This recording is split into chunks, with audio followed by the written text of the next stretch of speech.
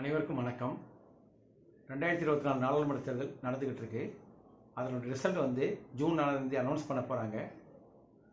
இந்த வீடியோவில் நம்ம பார்க்க போகிற மாநிலம் வந்து ஹரியானா. ஹரியானாவில் மொத்த நாடாளுமன்ற தொகுதிகள் வந்து 10.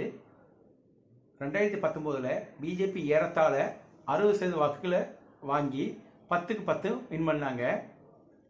இந்த முறை 2024 பிஜேபி 10 தொகுதியில் நிற்கிறாங்க. எதிரணியில் இந்திய அலையன்ஸில் காங்கிரஸ் 9 தொகுதிகளையும் ஆம் ஆத்மி பார்ட்டி ஏஏபி அவங்க வந்து ஒரு தொகுதியிலே நிற்கிறாங்க. என்னுடைய கணிப்பு என்ன அப்படின்னா 60% வாக்குகளை பிஜேபி பெற்று கண்டிப்பாக 9 முதல் 10 தொகுதிகளை ஜெயிப்பாங்க அப்படின்னு எதிர்பார்க்குறேன். காங்கிரஸ் அண்ட் ஏஏபி கூட்டணிக்கு, அதாவது இந்திய அலையன்ஸுக்கு 0 முதல் 1 சீட்டு தான் கிடைக்குங்கிறது தான் என்னுடைய கணிப்பு. ஒரே ஒரு தொகுதி ரோக்டக் அப்படிங்கிற தொகுதியில் மட்டும்தான் கொஞ்சம் ஃபைட் இருக்கும் அப்படின்னு நினைக்கிறேன்.